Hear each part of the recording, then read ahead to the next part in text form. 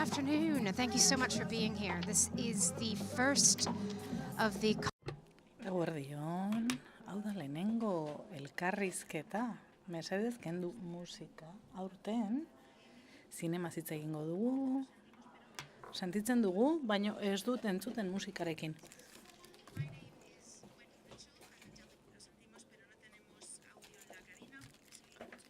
Musika asko entzuten da, audioa mesedez norbaitek kendu badezake, bestela ezingo dugu ondo entzun.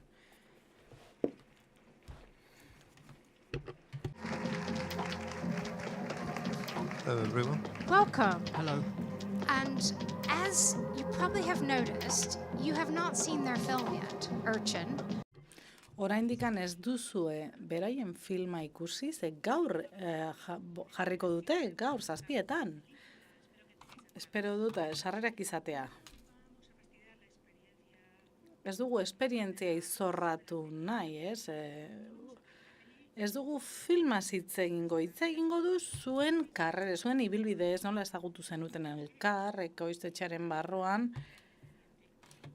Zer esan nahi du gaur egun ekoiztetxe independente bat sortzeak, ez? Etzaretenean jaio nepotismoa praktikatzen zuen aita batekin eta ekoiztetxe batean sartzen zituen lanekin. Debizio sortu duzu, Urtsin da lehenengo ekoizpena, gaur arratsaldeko filma, zoragarria da, benetan, espero dut gustatzea, ez dut spoilerrik egingo.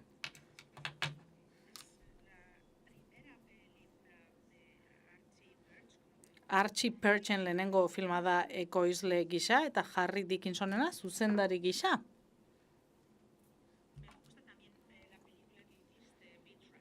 Beat Rats ere gustatzen zait. Badaukazue itzulpena, interpretazioa bai gaztelaniaz, bai gazteleraz, eta nahi duzuen hizkuntzan egin ditzakezue galderak txanda denean. Badaukazue zerbait barregarria kontatzeko nola ezagutu zenuten elkar eta zergatikan pentsatu zenuten lankide onak izango zinetela zinemaren munduan, ez hau ezkontzea bezala da. Gauzak modu berean ikusi behar dituzue, lankide gisa nork, nola ezagutu zineten azken finean, non eta zergatikan sortu zen txispa hori zuen artean. Duela 9 urte ezagutu genuen elkar, Work in Titlenen nengoen Chris Clark zen ekoizlea, lagun batek aurkeztu gintuen. Soho auzoan ikusi genuen elkar, ni pixka bat urduri nengoen, nik ez nekien zeintzen mutil hau, ikusi nituen bere filmak, baina banekien film labur bat egin nahi zuela, eta horrela ginen elkar ezagutzen. Oso azkar jarri ginen ados, bai, denbora luzez egon ginen elkarrizketetan. Ez zu gauzak egiten ari zinen zure kabuz, ekoiztetxe garrantzitsu baten laguntzaile gisa. Eta nik nire film laburrak idazten ditudanean, beti gomendatzen dut ekoizle bat, eta beti Archie gomendatzen nuen.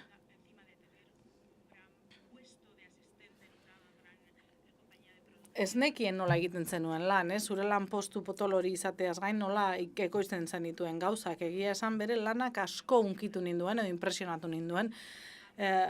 Iruditzen zitzaidan goze lan egiteko gozez zela gizon hau eta ekoizpenaren munduak benetan pasioa pizten zuela eta horrek asko erakarri ninduen eta gainera hori ere partekatzen dut berarekin. Horregatik iruditzen zait sortu zela txispa hori gure artean. Antzeko gauzak egiten ditugu eta elkarlanean aritu gaitezke. Working Title egin zenuen, David Heyman entzatere egin zenuen lan. Hor, Harry Potter film ezagun asko egin dituzu. David Heymanen film asko, agian ikusi dituzue. Ibilbide horretatik jarraitu nahi zenuen.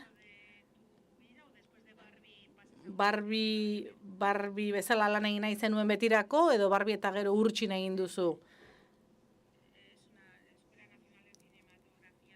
nik erresuma batuko zinematografia eskola batean hasi nuen ibilbidea, eta gero working titleen sartu nintzen. Freelance ekoizlei laguntzen. Eta nik hor gora egin nahi nuen mailan, ez da? Maila zigo nahi nuen. Eta David Heymanek ezagutu genuen elkar, eta hainbat aldiz egin nuen lan David Heymanentzat, Barbira arte. Esperientzia Davidekin zoragarria izan da. Berarekin egon nintzen trintxeretan eta asko ikasi dut beragandik eta une batetik aurrera nik nire filmak egin nahi nituen, nire istorioak kontatu nahi nituen, ez nire ez garrantzitsua diren gauzak, ez? Egunero pensatzen, jaikitzen nintzen esanez, sortzailea izan nahi dut, ez dut beste baten sorkuntzaren laguntzaile huts izan nahi, nik egin nahi dut. Orduan trantsizioa David Heymanetik aurrera, niretzat David izan zen, norbaitentzat lan egin nuen azken aldia, eta orain trantsizio hori egin dut, eta orain nire ekoiztetxea daukat. Zuk filmak egin dituzu aktore gisa. Baina zuzendari ere izan zara, bideoak egin dituzu, zinemagile geneak dituzu, ez? Ez bakarrik aktore geneak. Tira, nik uste nuen kameralari izan nintekeela. Nik skating bideoak egiten nituen. Eta YouTuberako film asko, edo pelikula asko egiten nituen. Baina ez nekien ze lanbide zeuden eskuragarri zinemaren munduan, nik dena egiten nuen, gutxi gora bera, dena.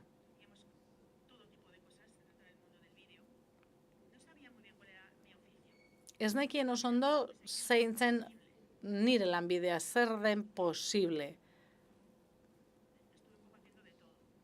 Denetarik egin nuen.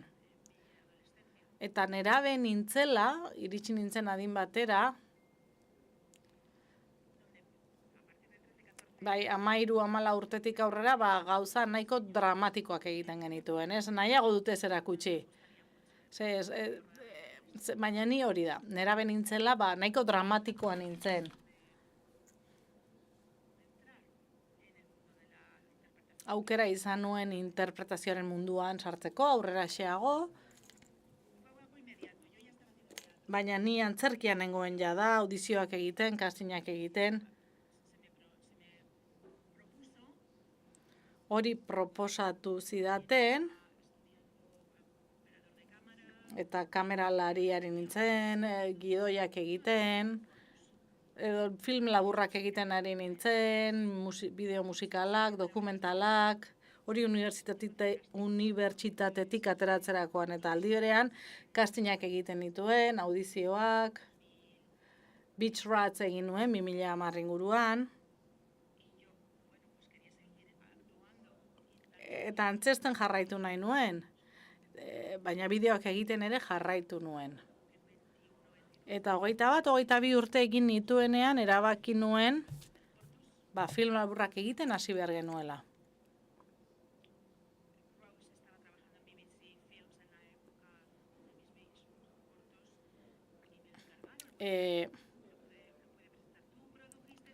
Zuk ekoitziz zenuen korto hori, esan duzun korto hori, film labur hori, bai. Eta debizio sortu zenuten berehala edo debizio gero iritsi zen. Film laburra ekoitzi genuen, 21 urterekin lan egiten nuenean, urtsinen ikusi dugun bezala, eta zerbait egin nahi nuen. Artxiune horretan, enpresa bat sortzen ari zen, eta nik egia esan berarekin lan egin nahi nuen. Behin film laburra eginda, manekien berarekin lan egiten jarraitu nahi nuela, argi neukan. Eta oso babestua, oso inspiratua sentitzen nintzen, oso ziur. Ez?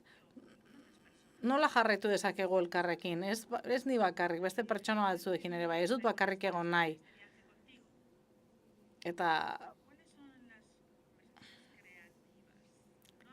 Ze elkarrizketa sortzaile kreatibo izaten dituzu, ez naiz logistikasari.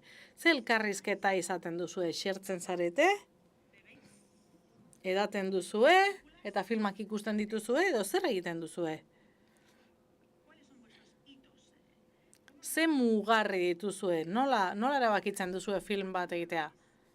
Zaila da laburtzea, baina nola dakizue espiritu bera duzuela gai bat aukeratzeko? Bai, gustu berak ditugu. Elkarrizketa interesgarriak ditugu, gustatzen zaizkigun gauzei buruz. Ez da hori baino zailagoa.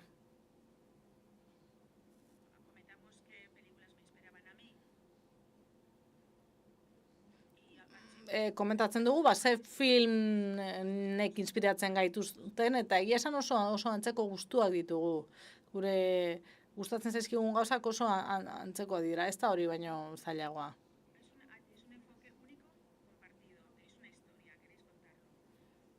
Zer duzue, ikuspegi bakarra, historio bat duzue, kontatu nahi duzue, nola hartzen dituzu erabakiak?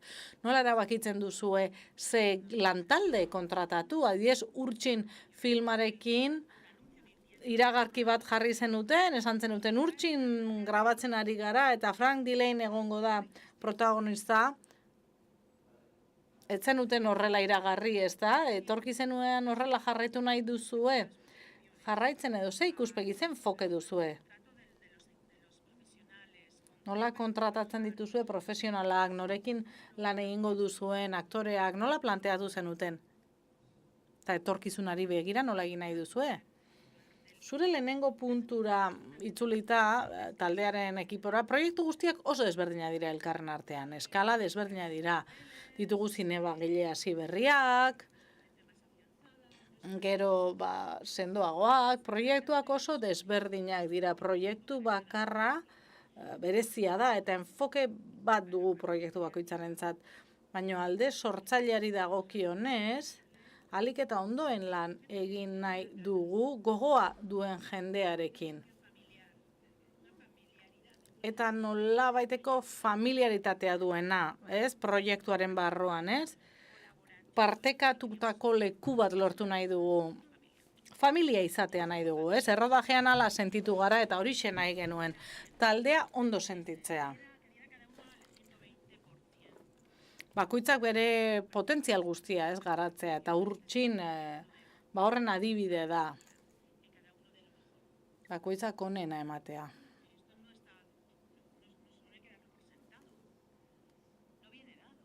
Hau ez da eman da etortzen, ez hau landu egin behar da. Gure filma, emaitza edo zein dela ere, bere kabuz hitz egiten du, ez? Denok hartu zuten konpromisoa, denok implikatu ziren, eta maitasun sentsazioa zegoen, ez? Ez zegoen gatazkarik. Eta horixe nahi genuen. Guztiek ondo sentitzea. Filma amaitzen zenean, harro sentitu nahi ginen, asko gozatu genuen, ez zeuden erantzun bakarrak. Iruditzen bazaigu zerbait arraroa dela, zintzoak gara, ez? Egia esaten dugu, egia esaten diogu elkarri.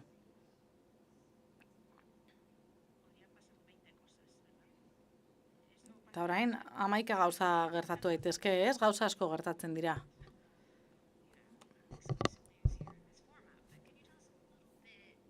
Kontatuko diguzue zer da? Zer da? Nun banatuko duzue bakarrik erresuma batuan, Espainian, Europan, zinema aretoetan, telebistan ere bai, nola planteatzen dituzue gauzak? Esan bezala,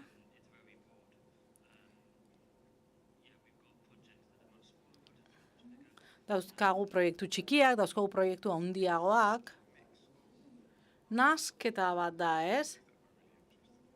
Guk nahi ditugu aurkitu historioak benetan interesatzen zaizkigunak, ikuspegiak benetan interesatzen digutenak, gero baita ere gertatu daiteke norbait hurbiltzea istorio batekin, ni aktore izan naiteken ekoizpenak, edo ni ekoizle izango naizenak. Guk nahi dugu plataforma bat sortu gauza horiek guztiek lekua izango dutenak, baina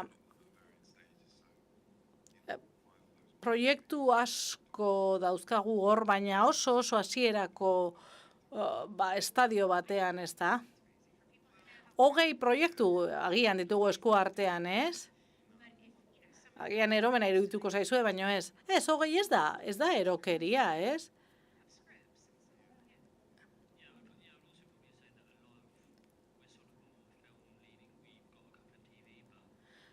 Batez ere guri zinema gustatzen zaigu. Telebistako pare bat proiektu ere baditugu, baina guk zinema maitu dugu. Gero hor dago, Harris ere aktore bezala. Orduan, egia esan gauzak pare bat proiektu ditugu datorren urterako, eta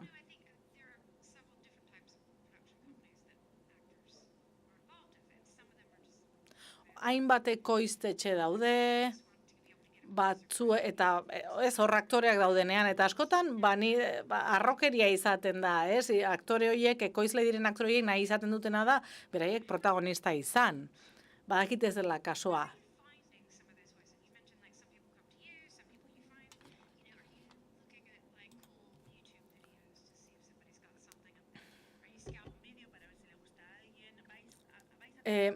TikTokera joaten zarete, zinema eskoletara, eragileekin lan egiten duzue, nola egiten duzue?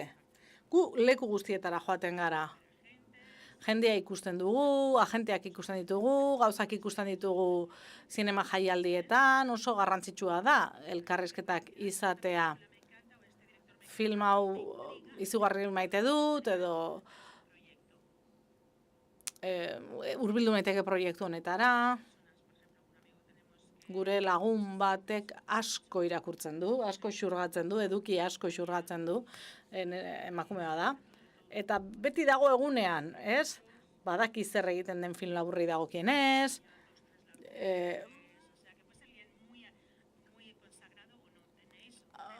Hau da, profili askotako jendea duzue horrez, ibilbide berezia duen jendea, ez da?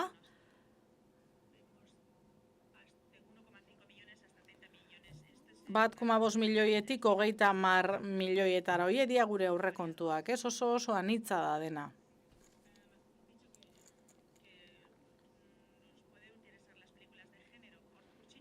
Ez dakit, genero filmak gustatzen zaizkitzue, Urtsin ez da genero filma, baina nik ez dut Artxiren izenean hitz egin nahi, baina ez dakit, adibidez beldurrezko zinema ez dugu maite. Ez gara beldurgarriak gu.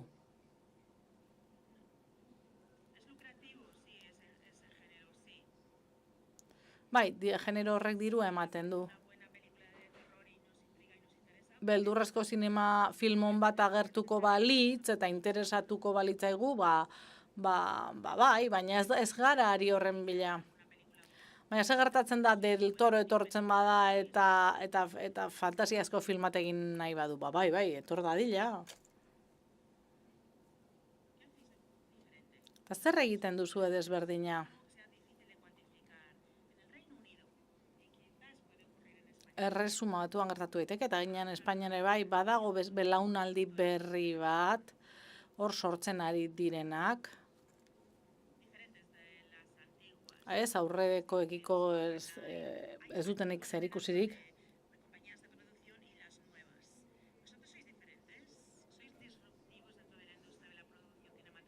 Zuek disruptiboak zarete?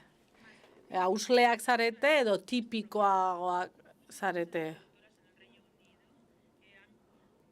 Ekoiztetxe asko daude Erresuma Batuan, bizirik atera direnak, ez hainbat arrazoirengatik.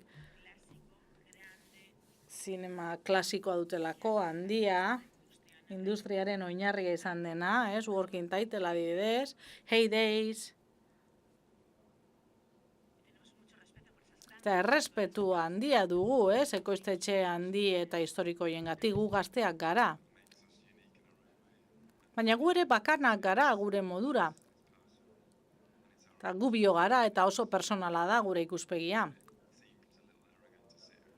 Baina ez dugu arroputzak izan nahi, ez? Ez dugu esan nahi, iraultzaileak gara eta... Gu ez gara horrela, persona bezala ez gara horrela, errespetua diogu jendeari eta ez gara arroputzak. Lehen esan bezala,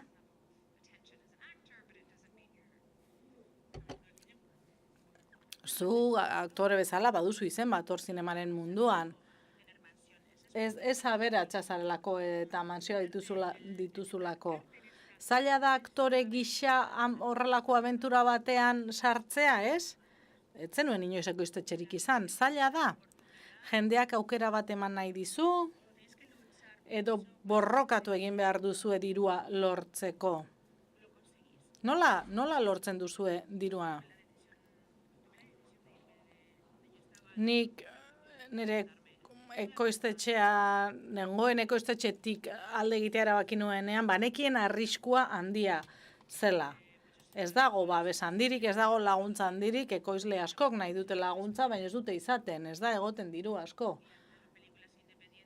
Eta film independenteak egitea, finantzatzea, gero eta zailagoa da. Oso zaila da mundu hau.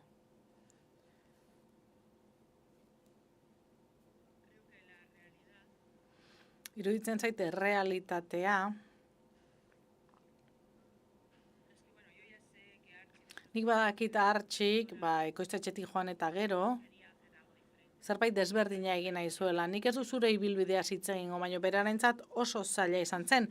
Bakarrik zegoelako, inolako babesik gabeetan, nik hori miretsi egiten dut.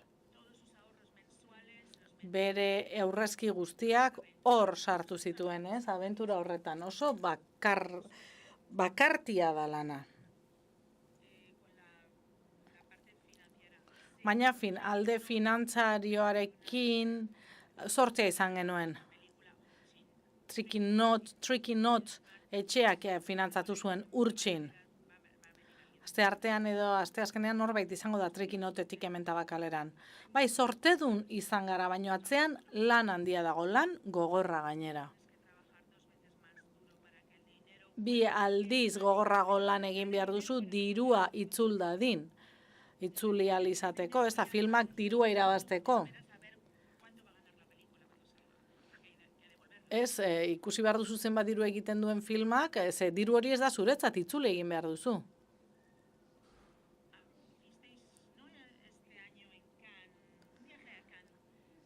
Uste dut duela urte batzuk Cannesen izan zinatela, pitch bat egintzen dutela, Urtsinen pitch bat, Cannesen. Ez dakit nola saldu zen duten. Zergatik egin zen Urtsin, zergatik sinistu zuen jendeak gure pitchean. Nola sinestu zuten zuengan? Bidaia hori beldurgarria izan zen. 6 egun Artxi, ni eta Scott, oso ekoizle ona. Cannesen ginen, 2022 izan zen, 2022. 6 bilera genituen egunean. Ordu erdi edo ordu beteko bilerak. Ni nire filmaren pitcha egiten. Finantzak eta bilatzeko. Pitxina errepikatzen, behin eta berriz, eta jendeak ez zuen inolako interesik gugan, edo jendea ajearekin zegoen, betaurreko beltz batzuekin, erdilo, eta ez ziguten inolako kasurik egiten. Eta Artxik eta Scottek ni entzun behar ninduten, etengabe errepikatzen, baina nik dena ematen nuen horrez, baina jendeak ez zuen inolako interesita, nik komertzial lanak egiten, ez? Proiektua saldu nahian edo, alik eta pitch interesgarriena egiten, oso zaila da hori 18 aldiz egitea jarraian, bai, oso zaila. Bai, prezio txiki bada, ordaindu behar da, baina gero privilegioa da filma egitea, beraz prezio hori ez da ingarestea. Diru asko ari gara hitz egiten, orduan pitxak errepikatu behar izatea ez da halako lana. Industria honetan sartzen zarenean, badakizu dena oso garestia izango dela, eta ez da erraza dirua lortzea, eta zure proiektua saldu behar duzu. Eta jendeak jakin nahi du, zu zarela historia hori kontatu behar duen pertsona, eta jendea ez badago konbentzituta, jendea oso eszeptikoa da, naiz eta ni izan, ez? Noski, bai, ni ere eszeptikoa nintzen, ze kamera atzean jarri nintzen, zuzendari gisa. Inor baino set gehiagotan egon zara, gu baino set gehiagotan, aktore gisa, agertoki askotan egon zara. Bai, ni sorte handia dut, nire bizitzaren zati handi bat pasatu dagoeneko set batean. Ez dut kontatuko zer gertatzen den Urtsin filman, baina esango diguzu zertaz doan, gutxi gora bera. Hor dago mutil bat, kalean lo egiten duena, nolabait homelessa da, arazoak ditu drogekin, mendetasuna ditu, adikzioak ditu, poliziarekin ere arazoak ditu. Entzun nuenean film hau egiten ari zinetela, esan nuen, hori da, hori gaia. Baby Girl, Triangle, nik ez nekien benetan lotura pertsonala zenuela horrelako jendearekin lan egiten Londresen. Zergatik gustatzen zaizu horren beste historia hau, zergatik gai hau, zergatik lehenengo film luze hau. Kezkatu egiten zaitu gai honek? Bai, gai tristeak dira, aldudan egiten dut gai hauekin. Gai sozial bat da, baina nire bizitzan jendea ezagutu dut, adikzioak dituena, independentzia maila ezberdinak, bizitza zailak eta horrek unkitu egiten nau. Ez nola ateratzen diren aurrera. Lehenengo konfinamenduan zehar, pixkat nahaztuta sentitu nintzen, ze gobernuak ez zuen ezer egin eta pertsona askok ezin zuten etxerik izan, ez? Bazeuden aterpeak, baina nora joan ziteken jendea, bez? Mobilizazioak egin behar ziren, charity batekin hasi nintzen lanean, Londres ekialdean, bakarrik zauden pertsonekin, etxegabeko jendeekin, kalera irteten ginen, laguntza ematen genien jendeari, ez asko kezkatzen ninduen. Nik ez nekien, ez, nola egin, baino pertsona honi buruz, hau da pertsona konkretu bat, ez, eta 2 edo 3 urtez, ikerketak egiten aritu naiz, mundu horren inguruan, pertsona askorekin hitz egin dut, kartzelan egon direnak, edo baldintzapean bizi direnak, edo kalean bizi direnak, ez, arazoa sakonago ezagutzeko ez naiz aditu bat, inondik ere. Kanpoan geratu naiz. Ez dudalako nik bizi izan, baina oso lotura sakona sentitzen dut gai horrekin. Artxi, zuzendariak esan digu zergatik historia hori, eta zuk zergatik nahi zenion eskatu. Eskaini zure bizitza historia honi.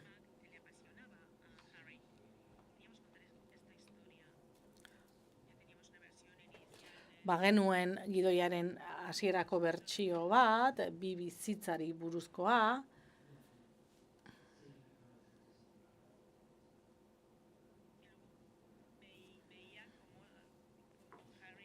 Eta gero ikusten nuen, nola pasatzen zen Harry aktore izatetik zuzendari izatera. Nik bultzatu nuen film hau egitera, behartu egin nuen eta funtzionatu du.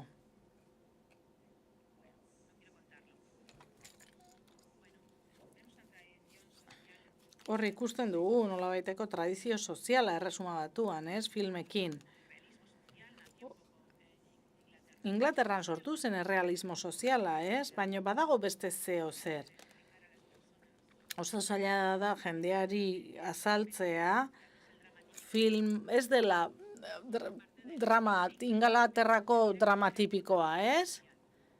Nola ulertarazi jendeari etzela beste pelikula sozial bat, ez?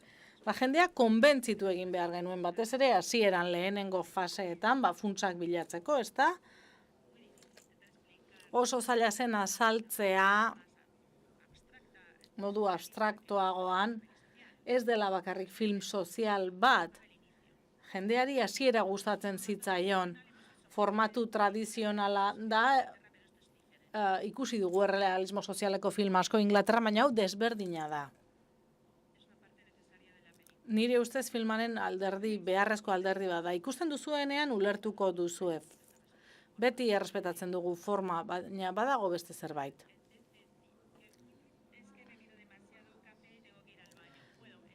Kafe gehiegi edan dut, baina komunera joan behar dut. 2 minututan bueltatuko naiz. Orain egin Harryri buruzko edozein galdera eta nik egia esango dut. Aprobetxa dezagun alde egin duela.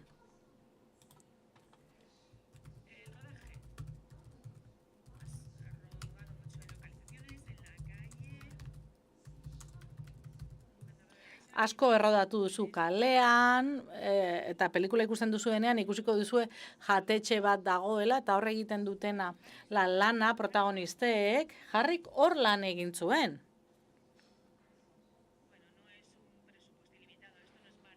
Hau ez da Barbie, ez dugu amaigabeko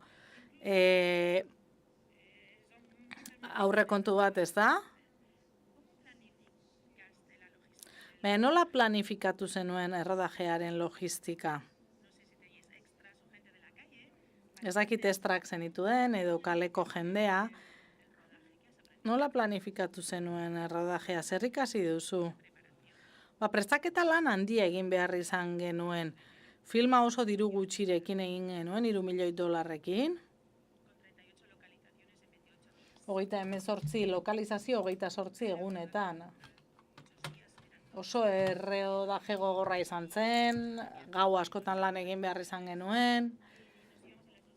Goizeko ordubietan joaten ginen lokalizazio batera, gero beste leku batera joan behar izaten genuen, egia esan nekagarria izan zen. Eta geneukan A plana, B plana eta C plana, baina denak enkajatu behar zuen hor, errodaje guztian zehar.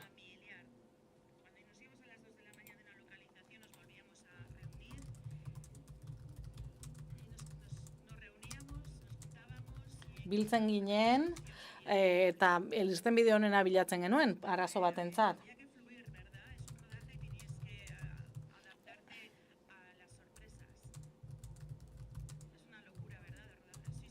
Eromena, ez da, errodajea.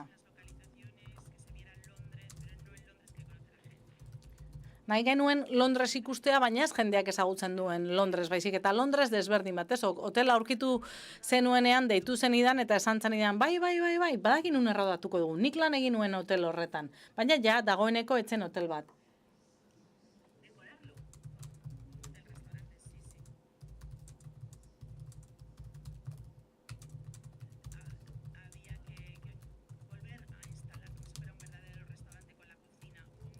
Berriz instalatu behar izan genuen, dekoratu, sukalde egin.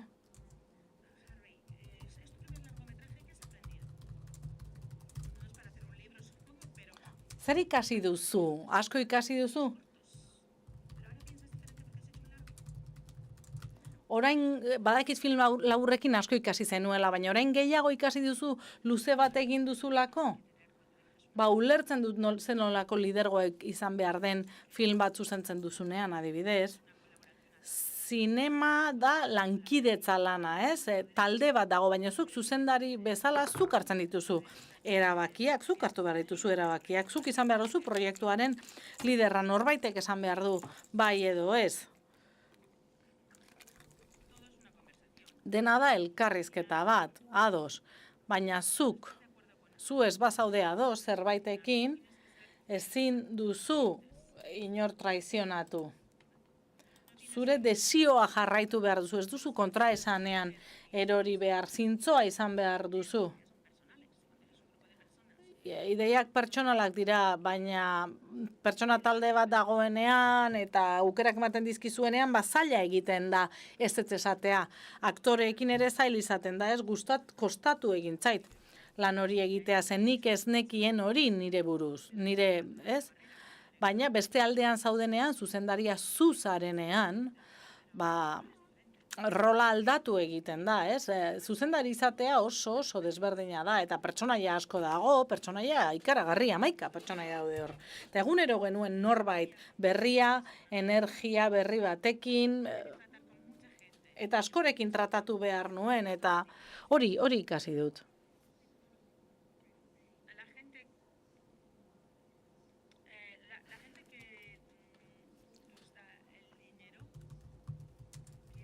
Diru ematen dizuen jendeak,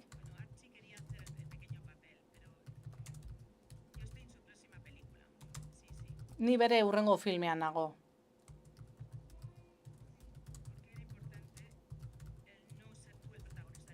Ze importantea zen zu ez izatea zure filmaren protagonista, ez da? Frank Dillane dugu, ez nuen ezagutzen bere lana, baina hemen ikusten dugu bere karrera definitu duela eta hurrengo mailara pasako dela. Zergatik etzen nuen nahi izan protagonista? Zergatik etzen nuen protagonista izan nahi? Zergatik geratu zinen kameratzean? Inork ez zuen iradoki ni protagonista izatea. Ez, aukera batzen, baina iruditu zitzaidan ideia txarra zela bi aldeetan egotea, kamera aurrean eta atzean. Frankek oso ondo atzeman zuen rola, ulertu zuen, oso aktore ona da. Konpromiso handikoa. Gauza asko saiatu nahi ditu, gauza asko egiten saiatu nahi da, protagonistaren ahotsa aurkitzen duen arte, ez? Eta oso pertsona zoragarria da, nik ezingo nukeen zuzendu eta gainera rol horretan sartu, ezingo nukeen.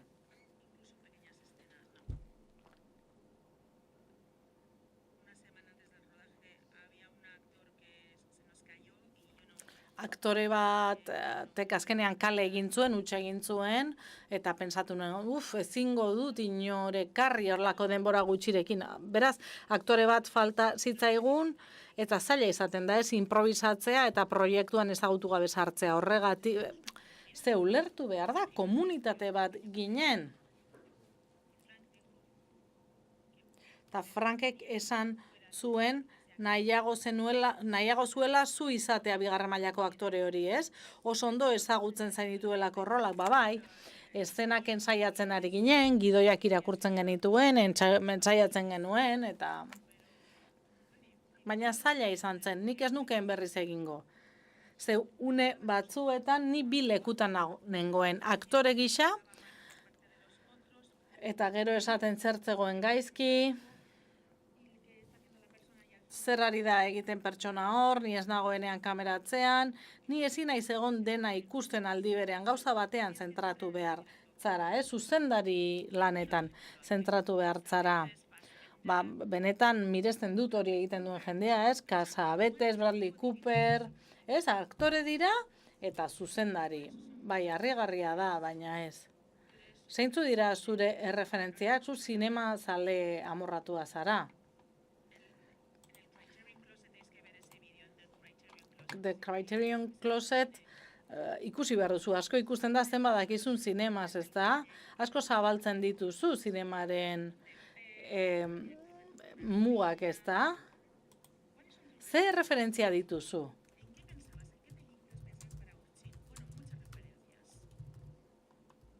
Zein ziren zure referentzia kurtsin egiten ari zinenean? Sortzi referentzia izan genituen hor taldearentzat eta aktoreentzat. Nik ez nien esaten, film hau egiten saietzen ari gara, ez inspirazioa zen. Esaten nien, ikusiko dugu filmaren bat, niretzat deigarria izan dena. Artxiren eta nere gustoko filmak ziren. Mark Isaacs dago hor, dokumentalista izugarria da, Punch Drunk Love ikusi genuen, Vanilla and the Closer Light, Vagabundo, Garborena, Nostalgia ere ikusi genuen, Tarkovskirena, Love is on the Bridge.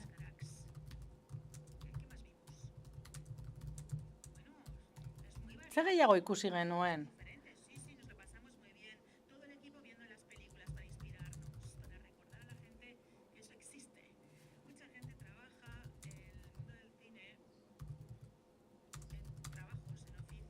Jende askok egiten du lana filmetan, ez? Baina ez dira zinema zale porrokatuak.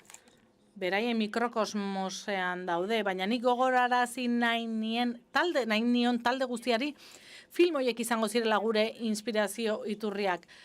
Naiz eta nire lehen filma izan, ez zaita xola, horiek ziren nire inspirazioa, bakoitzak ditu bere referentziak.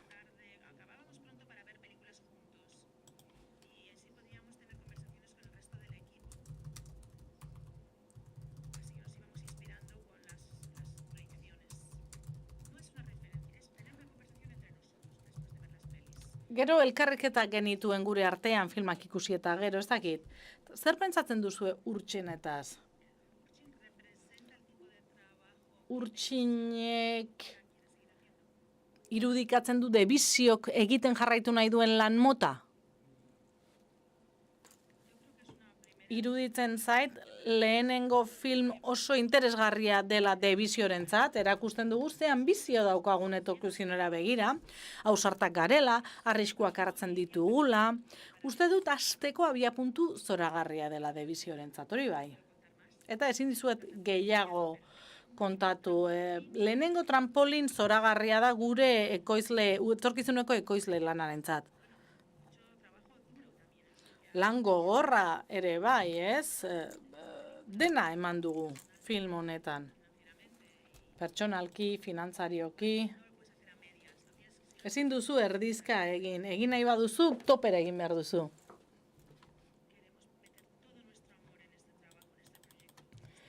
Gure dana eman nahi dugu proiektu honetan. Gure dena. Ezin diguzu ezer esan hurrengo proiektu ez? Ez da pixka bat ere? Ideiak dituzue? Hurrengo zuzendari lanerako? Egin nahiko zenuken filmen bat? Ez, lanpetuta zaudezu, ez da? Bai. Film hau amaitzean ideia bat etorri zitzaidan burura. Oporretara joan ginen ni eta bikotea.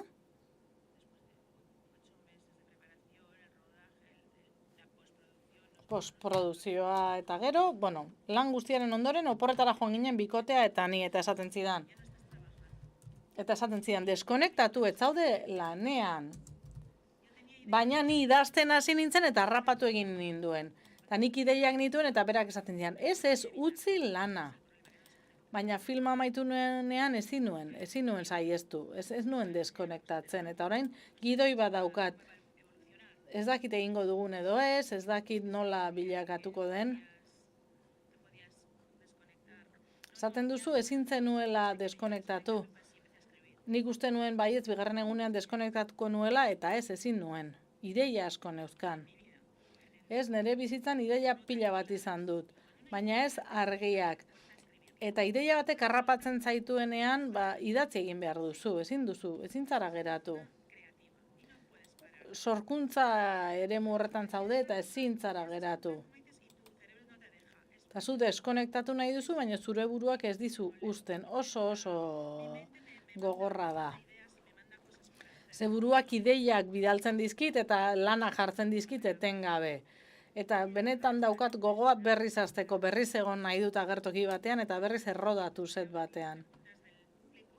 Publikoaren galderak entzun nahiko nituzke, egia esan hemendik ez dut ezer ikusten, pentsatzen dut eskuko mikroren bat egongo dela galderak egiteko. Galderak egin ditzakezu euskeraz, gazteleraz edo ingelesez eta interpretatu edo itzuli egingo dizkigute. Bai, hemen badugu galdera bat.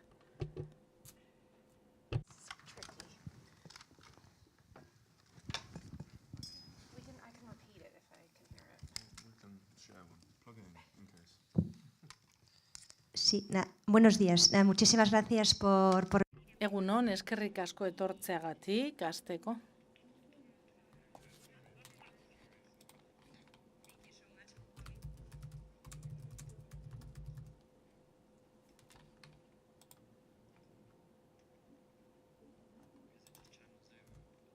Ze kanal da? 0 kanala da? Three. Hirugarren kanala da. Three. Okay. All right. Let's try. 1, 2, 3. You can't hear. No, Okay. that's fine. There's a volume and you click on Okay, yeah, I can. Okay. Thank you for your patience. This is the future. Ya. Nada, muchísimas gracias por venir. La conversación ha sido... Eskerrik asko etortzeagatik, elkarrezketa oso interesgarria izan da, eta galdera bat. Ematen du nolabait gaur egun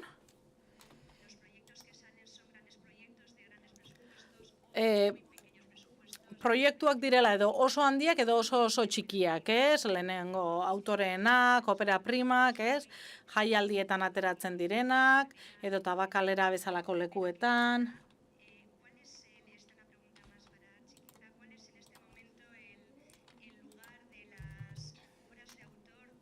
Ze,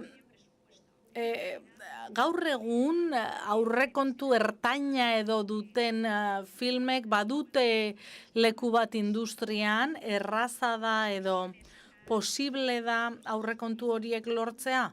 Egile proiektu horiek aurrera ateratzea posible da?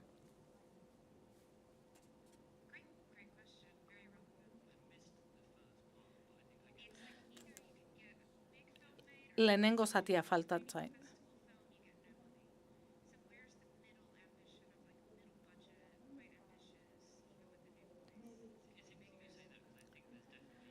Oso interesgarria da esaten ari zarena ze orain, finantzaketari dagokionez,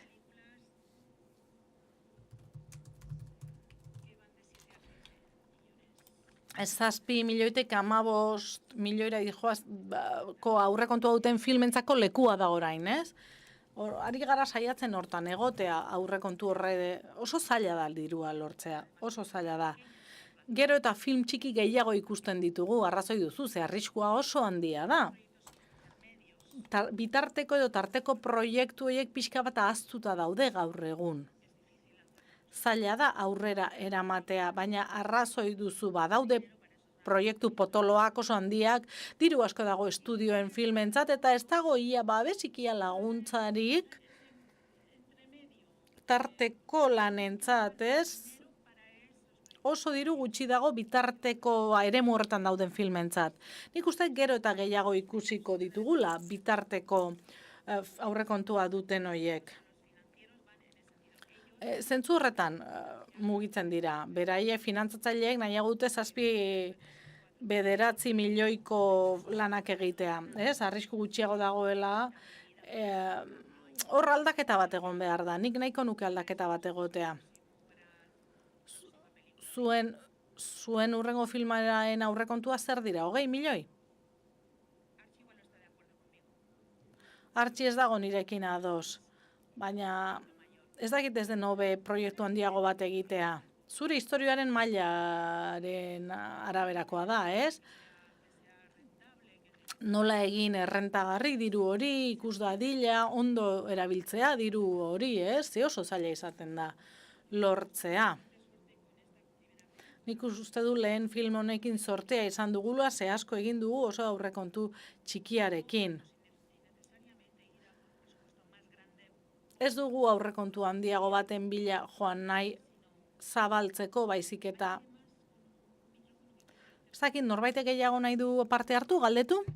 Sorry, that one's a long way away. No. Was there a hand up there? Does somebody have a mic? Hand here? Okay, anybody with a mic. Hello. Yeah, I was curious about the acting, writing. Idazketari dagokionez, antzezpenari dagokionez, eta orain zuzendari zara, ez? Zuretzat premia bat zen denetarik egitea, ez? Ideiak etortzen zaizkizunean idazteko premia sortzen duzu, eta gero berriz ere gogoa duzu antzesteko, nola orekatzen dituzu hiru rolak, ez? Gidoilaria, zuzendaria eta aktorea, nola egiten duzu, nola orekatu hiru rolak? Ba, ni batzuetan zerbait idazten hasten naiz, eta gero beste pertsona bati ematen diot zuzendu dezan, nik aktore izan nahi badut. Baina, nik ezin dut nire burua zuzendu oraingoz, ez dut hori bideragarri ikusten, ez naiz protagonista izango, zuzendaria ba naiz.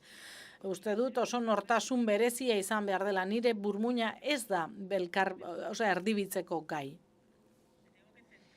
Zentratu egin behar naiz, ondo konzentratu behar naiz.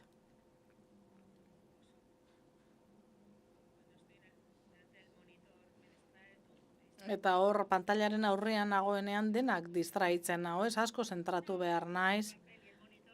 Hemen jarri behar dut, horri bat, paper bat, eta monitoreari begiratu. Bestela, despistatu egiten naiz, alde guztietara. Arreta galtzen dut, eta kontzentrazioa galtzen dut, eta hori oso txarra da. Eta gero gainera, aktore izan behar badut, agian hamarkada batzutan egingo duzu, ezta? Bueno, ikusiko dugu.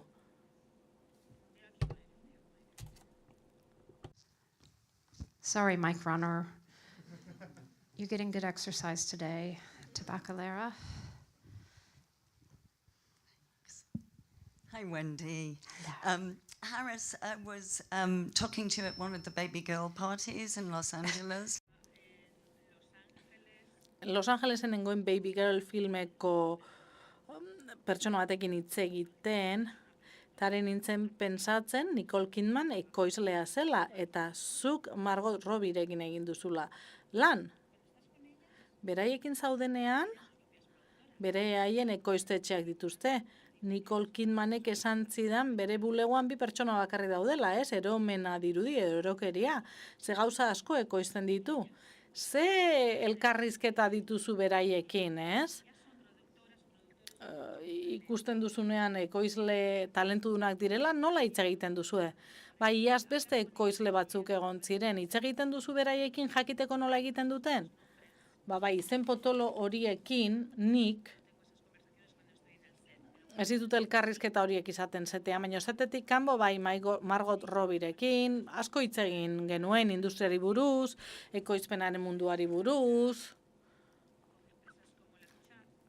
Lucky Chat bezalako enpresarekin lankidetzan aritu nahi badugu, beti hitz egiten dugu horretaz.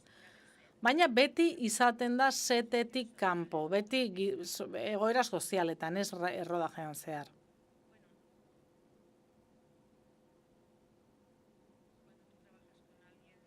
Nor alako maila duen pertsona batekin lan egiten duzunean, gogoratzen naiz errodajearen 20. egunean, ez, pentsatzen nola, nola gongotzen hemen Stanley Kubrick, nola funtzionatuko zukeen? Pixkanaka joan behar da, ez? Margot Robbiren enpresako ondo funtzionatzen du. David Heimani ere deitu diozu? Jeremy Kleiner ere bai, bera da nire gizona, bai. Jeremy hemen egon zen lehengo urtean, beste galdera badago?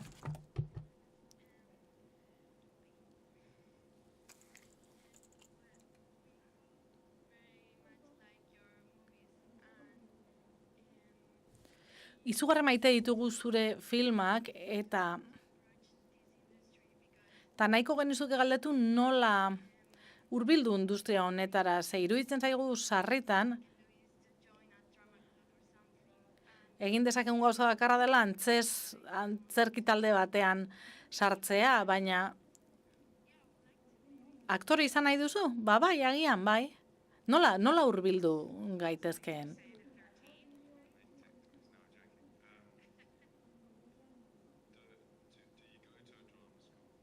Antzerki eskoletara joaten zara?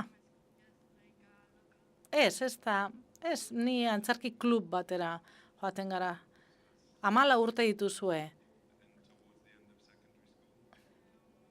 Zer zaudete, bigarren hezkuntzan? Hemen izango litzateke, uste estatu betuetan freshman izango ginatekela. Ez dakit ezer berririk esango dudan, baina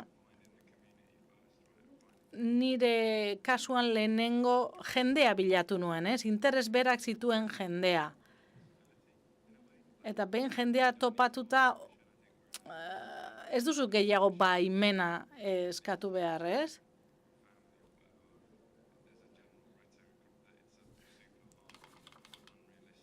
Normalean mundu guztiak pentsatzen du oso lanbide zaila dela, ez? Baina ez, aukera asko daude, aktore bezala edo ekipoko kide bezala, aukera asko daude. Orduan nik esango nizuke zure inguratu behartzarela jende horretaz, ez? Film asko ikusi eta saiatu alduzun gehien ikusten, eta aurrerago, adinez nagusiagoa zarenean, joango zara ikusten benetan horren parte izan nahi duzun edo ez. Baina oraingoz esango nizuke disfrutatzeko eta ez jartzeko horren beste presio zure gainean. Nik uste dut, bai, komunitate bat sortzea oso garrantzitsua dela, baina orain guztio ditugu telefono honak, gauza asko egin daitezke telefono batekin. Beraz, egin alduzun guztia, telefonoarekin, jarri kameraren atzean, kameraren aurrean, eta komunitate hori sortu, bai, erabat. Egia esan, ja, denbora azkanpo gaude, ze zuen agenda oso estua da. Beraz, azkeneko galdera, nik hasieran egin nahi nizuen galdera hau, baina zer da debizio? Zer esan nahi du? Zuen ekoiztetxearen izenak zer esan nahi du? Asmatu dezakezu, ez? Zer den debizio. Ez da erraza. Hitz-jokoa da, ni disleksikoa naiz. Portugalen geunden. Eta hor, seinale bat ikusi nuen, eta jartzen zuen, desbideratzea, ez? Desbio, eta nik debizio irakurtzen nuen. Eta hori da. Guztia, nik desbio irakurri beharrean Portugalen debizio. Beraz, zure disleksiari esker, konplexotasunak izen polit bilakatzen dira. Zorte on debiziorentzat, zorte on Donostian, mutil hauek tabakalaren egongo dira gaur 7:00. Espero dut beraien filma ikustera etortzea. Ze galdera gehiago egin ahalko diezu, filmaren ostean, espero dut gustatzea. Eskerrik asko publikoari ere bai. You